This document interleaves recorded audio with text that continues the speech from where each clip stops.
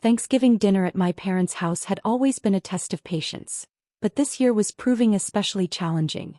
My brother Derek had been making pointed comments all evening about my mysterious lifestyle and secretive behavior, working himself up to something.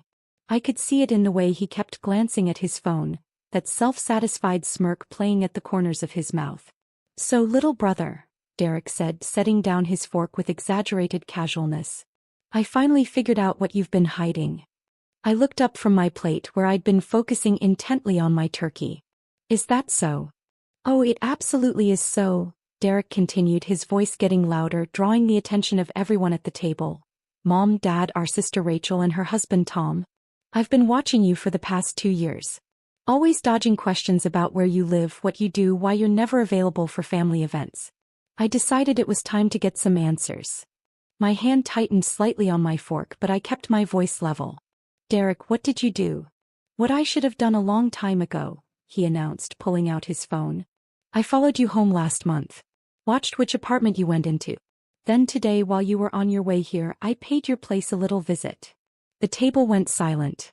Mom's hand flew to her mouth. Rachel looked shocked.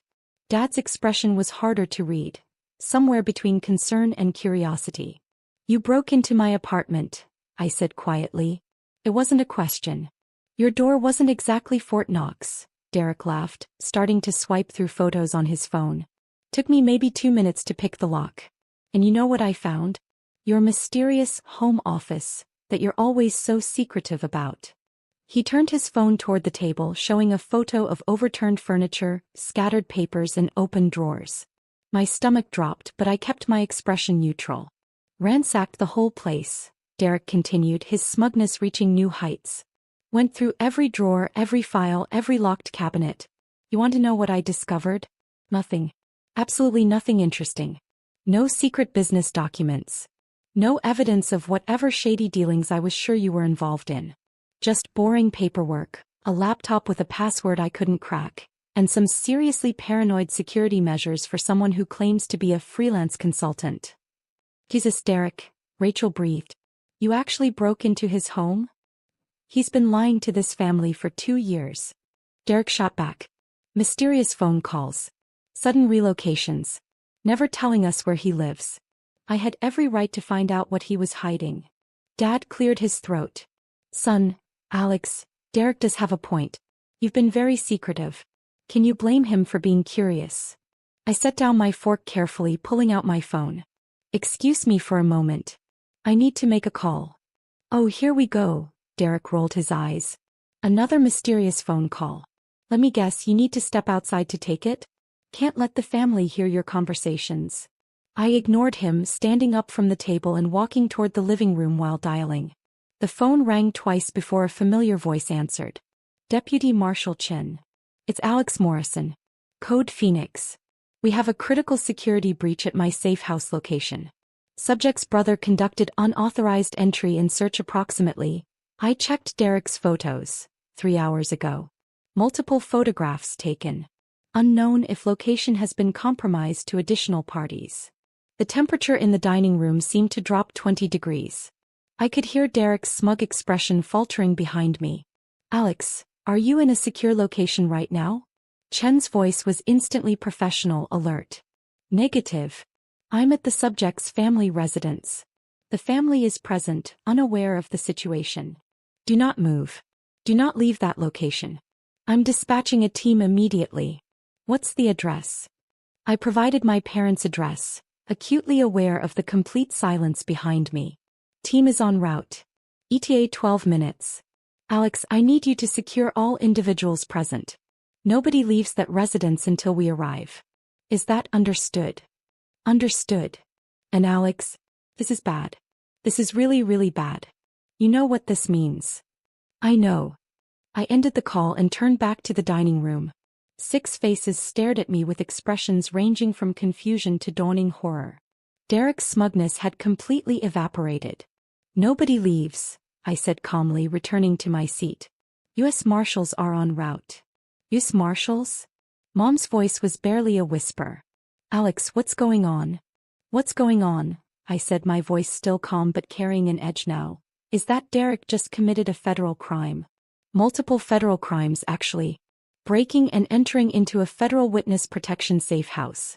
Photographing classified security arrangements. Potentially compromising the location and identity of a protected witness. Derek's face had gone from red to white in seconds. Witness protection? You're joking. This is some kind of elaborate prank. I'm not joking, Derek. My name isn't Alex Morrison. It hasn't been for 2 years. I've been in the Federal Witness Protection Program since I testified against the Castellano crime family in a RICO case. That home office you ransacked? That was a federally maintained safe house with documented security protocols. Every drawer you opened, every file you photographed, every lock you picked, all of it was federal property and all of it was monitored. The color drained from Rachel's face. The Castellano family? Aren't they one of the largest organized crime syndicates on the East Coast? Yes, I confirmed. I witnessed a murder 2 years ago. Not just any murder. I witnessed Vincent Castellano personally execute a federal informant. I was working late at my accounting firm, happened to be in the wrong place at the wrong time. I saw everything. My testimony put Vincent and 6 of his associates away for life. Tom spoke for the first time, his voice shaky. Jesus Christ. Alex, or whoever you are, you testified against the mob. My real name is Marcus Webb, I said. I was Marcus Webb. Now I'm Alex Morrison, living in a federally protected safe house, with a completely new identity, because the Castellano family has $1 million contract out on my life. Dad had gone very still, his face ashen. Son, why didn't you tell us? Because that's not how witness protection works, Dad. The whole point is that nobody knows who you really are or where you really are. The marshals made an exception, allowing me limited contact with immediate family, but even that was conditional. You knew I'd relocated for work. You knew I had a new job. That was all you were cleared to know. But we're your family. Mom protested, tears starting to form. We had a right to know you were in danger. No, Mom, you didn't. Because the moment you knew, you became a potential security risk. Every phone call becomes a liability. Every family gathering becomes a tactical concern. The marshals advised complete separation, but I negotiated for limited contact because I didn't want to completely disappear from your lives. Now I'm realizing that might have been a mistake. Derek found his voice again, though it came out strangled. I didn't know. How the hell was I supposed to know? You weren't supposed to break into my home, Derek. You weren't supposed to stalk me, follow me, and conduct an illegal search of my residence. Those are things normal people don't do, federal witness protection or not. You've been so secretive. Derek's voice was rising with panic now. Always dodging questions, never being available, acting like you had something to hide. I thought you were involved in something illegal or having an affair or, I don't know, but not this. So your solution was to commit multiple felonies to satisfy your curiosity, I said flatly. How did you think this was going to end, Derek? What was your best-case scenario? He had no answer. Rachel leaned forward, her voice urgent. Alex, Marcus, whoever you are. What happens now? What are the marshals going to do? At minimum, Derek will be arrested and charged with breaking and entering, tampering with federal property, and potentially compromising a protected witness. Depending on the prosecutor, he could be looking at 5 to 10 years in federal prison. The photographs on his phone will be seized as evidence. His electronics will be forensically examined to determine if he shared the information with anyone else. He's your brother. Mom cried. Surely you can explain that he didn't know, that it was just a misunderstanding. Mom, there's no, just a misunderstanding in federal witness protection. Derek broke into a safe house that's part of an active protection program. Even if he genuinely didn't know what it was, the security breach is real. The marshals have to assume the worst-case scenario, that the location is now compromised, that my identity might be exposed, and that the Castellano family could learn where I've been living. But he wouldn't tell anyone. Dad insisted. Derek, tell them you haven't told anyone about this. Derek's silence was damning. Derek. Rachel's voice was sharp. Derek, who did you tell? I might have mentioned it to a few people, Derek admitted, his voice barely audible. I was excited about finally cracking your secrets. I told Sarah. Your girlfriend who posts everything on social media, I said, my voice cold. And maybe Jake and Chris at the bar last week. But I didn't give them the address or anything specific. I just said I'd figured out where you lived and was going to check it out. I closed my eyes, feeling the full weight of the situation settling over me. Derek, do you understand what you've done? You told multiple people that you'd located your brother who'd mysteriously relocated 2 years ago. You told them you were going to break into his apartment. Then you took photographs and, I'm guessing, shared them with at least some of those people. Derek's continued silence was answer enough. Sarah, Jake, and Chris, I continued. 3 people who now know that Alex Morrison, who lives at a specific apartment complex, is somehow connected to Derek Morrison's mysteriously relocated brother. How long do you think it would take a professional investigator, or a professional hitman, to connect those dots? I didn't mean, Derek started. It doesn't matter what you meant. I snapped, my composure finally cracking slightly. Intent is irrelevant when you've potentially exposed a federal witness to organized crime assassins. The Castellano family has resources, Derek. They have people who monitor social media. They have people who investigate rumors. They have $1 million riding on finding me, and you just gave them a trail of breadcrumbs that leads straight to my location. The sound of vehicles pulling up outside made everyone jump. Through the window I could see 3 black SUVs with government plates. Car doors slammed in rapid succession. That's them, I said, standing up. Nobody move. Let me handle this. The doorbell didn't ring. There was just a sharp, authoritative knock that made it clear this wasn't a request. I opened the door to find Deputy Marshal Chin flanked by 4 other U.S. Marshals, all wearing tactical gear and very serious expressions. Deputy Marshal Chin, I greeted him. Alex. He nodded curtly, then addressed the room beyond me. U.S. Marshals Service. Everyone remain seated with your hands visible. We need to secure this location and question everyone present. The marshals filed in with practiced efficiency. 2 immediately moved to secure the exits. Another began photographing the scene. Chin approached the dining room table where my family sat frozen. Which one of you is Derek Morrison? Chin asked, though his tone suggested he already knew.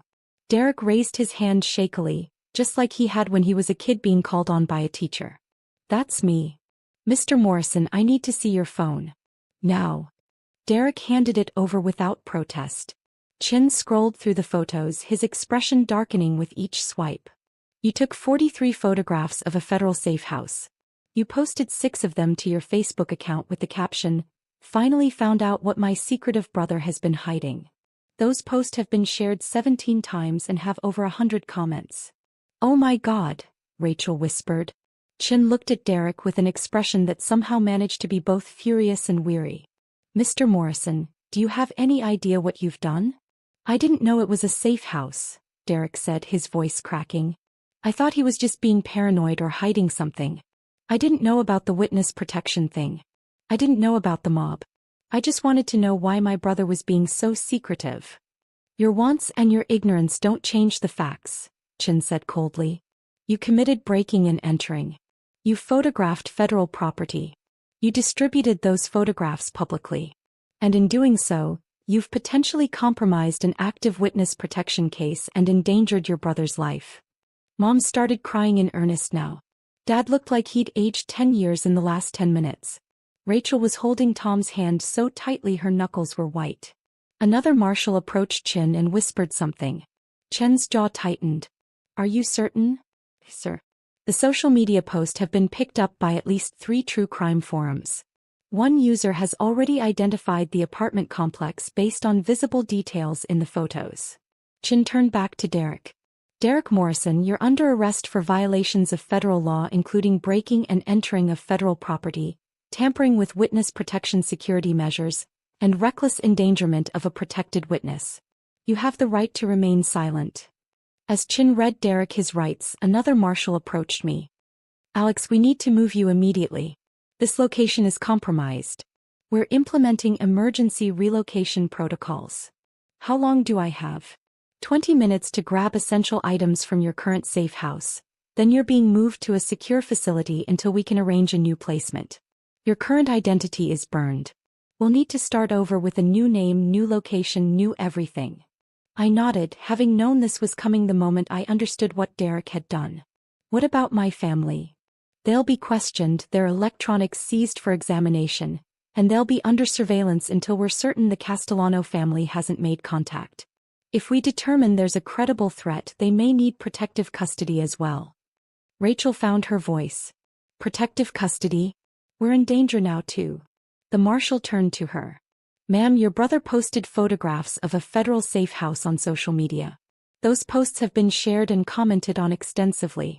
It's possible that the Castellano organization has already seen them.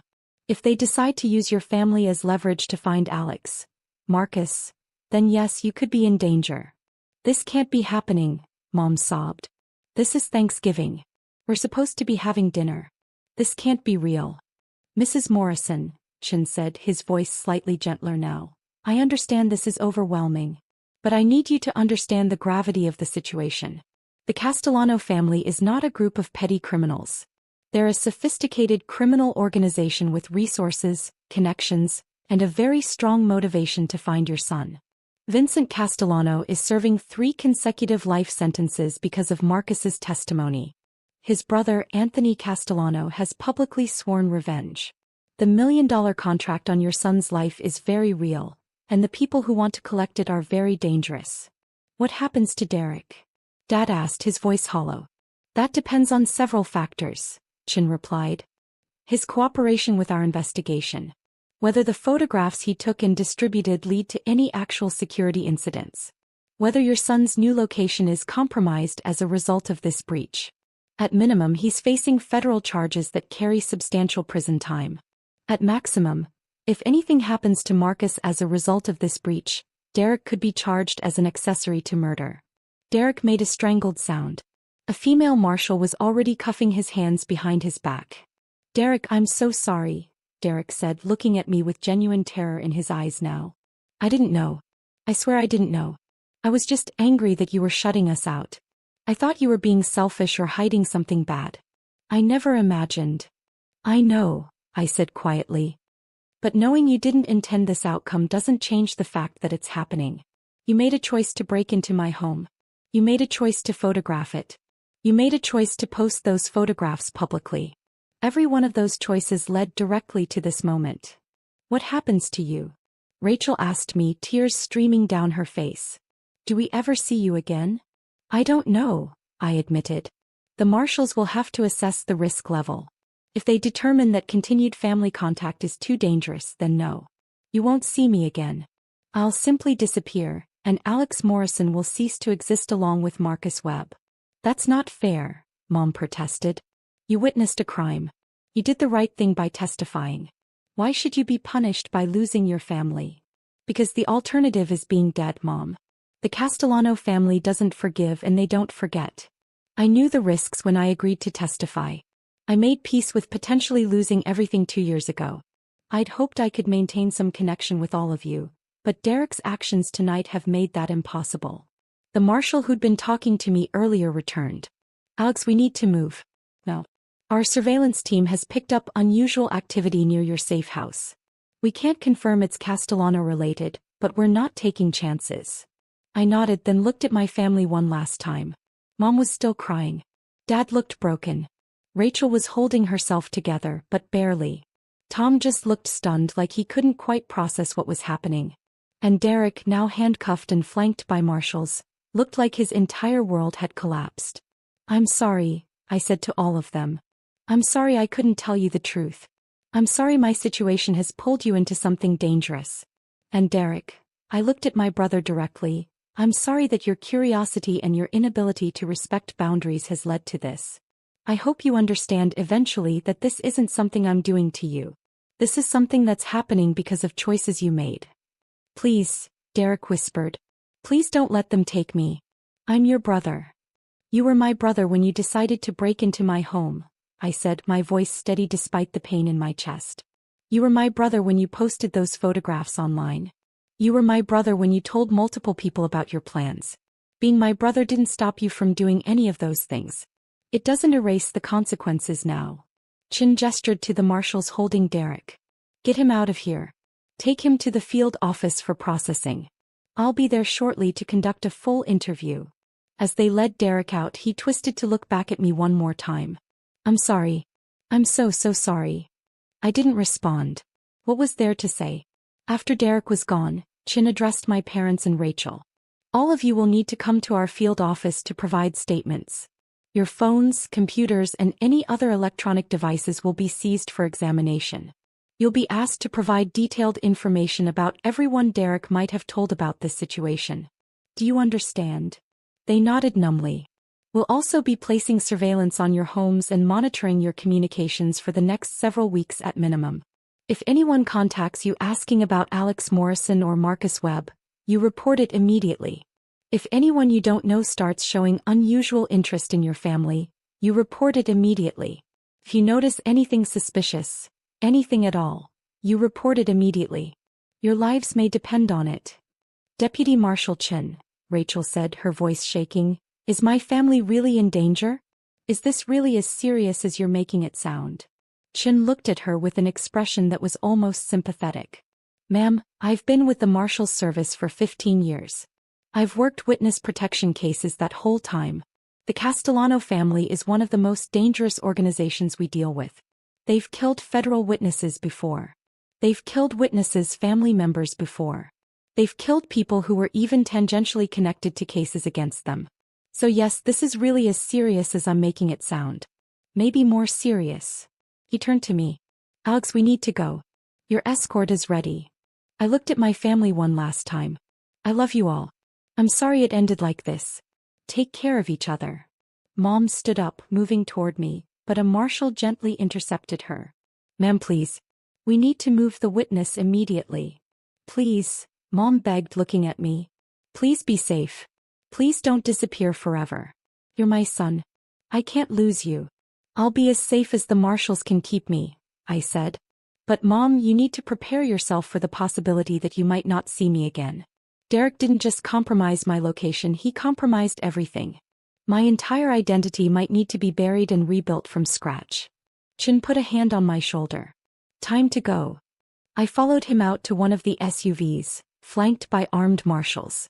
As we drove away, I looked back at my parents' house, watching my mother collapse into my father's arms on the front lawn, Rachel and Tom standing helplessly beside them. In the SUV, Chin handed me a tablet. We need to start documentation of everything you remember about the safe house setup, your routines, anyone who might have seen you regularly. We're also going to need a complete list of everything Derek had access to. He photographed everything, I said. Every room. Every drawer he opened. All the security measures I'd installed. We know. We've already started analyzing the photos. The good news is that most of the security measures aren't visible in the images. He didn't know what to look for. The bad news is that the layout is clear, and anyone with experience could use that information to plan an approach. What are the chances that the Castellano family has already seen the photos? Chin hesitated. We're operating on the assumption they have. It's been 3 hours since Derek posted them. That's more than enough time for the information to reach interested parties. So my safe house is completely compromised. Not just your safe house, Alex. Your entire identity in that city is compromised. Every place you regularly visited, every person you interacted with, every routine you followed, all of it has to be considered burned. We're starting over from scratch. I nodded, feeling the weight of what that meant. 2 years of building a life, creating an identity, establishing routines, all of it gone in a single afternoon because my brother couldn't respect boundaries. What happens to Derek? I asked. That's up to the federal prosecutor, Chin replied. But between you and me, he's looking at serious time. Breaking and entering of federal property alone is 5 years. Add the witness protection violations, the security breach, the social media distribution, he could be facing 10 to 15 years, easy. If anything happens to you as a result of this breach, those charges escalate significantly. He didn't know what he was doing. Doesn't matter. Ignorance isn't a defense for federal crimes. He made a conscious choice to break into your home. He made a conscious choice to photograph everything. He made a conscious choice to post those photographs publicly. Every single one of those choices was illegal, witness protection or not. The fact that his illegal actions compromised a federal witness just makes it exponentially worse. We drove in silence for several minutes before Chin spoke again. For what it's worth, Alex, I'm sorry. I know you negotiated hard to maintain family contact. I know how much it meant to you. This is a worst-case scenario. It is what it is, I said. I knew the risks. I just didn't expect the threat to come from my own brother. Family is often the weakest link in witness protection, Chen said. Not because they're malicious but because they don't understand the stakes. They think they have a right to information, a right to know where you are and what you're doing. They don't grasp that those rights can get you killed. My phone buzzed. The encrypted phone the marshals had provided. A message from the relocation team. Apartment clear. Packed essentials. Ready for transport to temporary facility. That's that then, I said. Alex Morrison is officially dead. We'll create a new identity for you, Chen assured me. New name, new location, new background. We'll do everything we can to keep you safe. I know you will. You've been good to me, Chen. I appreciate it.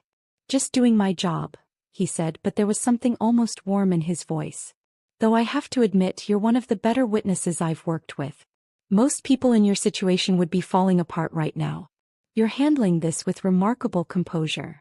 Falling apart won't change anything, I said. My brother made his choices. I made mine when I agreed to testify. Now we both live with the consequences. As we drove toward the secure facility where I'd spend the next few weeks while the marshals arranged my new life, I thought about Thanksgiving dinner. The turkey that never got eaten. The family gathering that ended in handcuffs and tears. The brother who'd thought he was uncovering secrets and instead destroyed lives. Derek had wanted to know what I was hiding. Now he knew. And that knowledge had cost him his freedom, endangered our family, and erased whatever relationship we might have salvaged. I wondered if, years from now when he was released from federal prison, he'd think it was worth it. If his curiosity had been satisfied. If he'd learned anything from the experience. But mostly I wondered if I'd ever see any of them again. My mother's tears. My father's broken expression. Rachel's fear. Tom's shock. Those images would be the last memories I had of my family as Marcus Webb. Tomorrow I'd wake up with a new name in a new place with a new life. And Derek would wake up in a federal holding cell facing a decade or more in prison. All because he couldn't respect a locked door. The consequences of Thanksgiving 2024 would echo through our family for years to come. But at least I'd still be alive to remember them. That was more than Vincent Castellano's informant could say.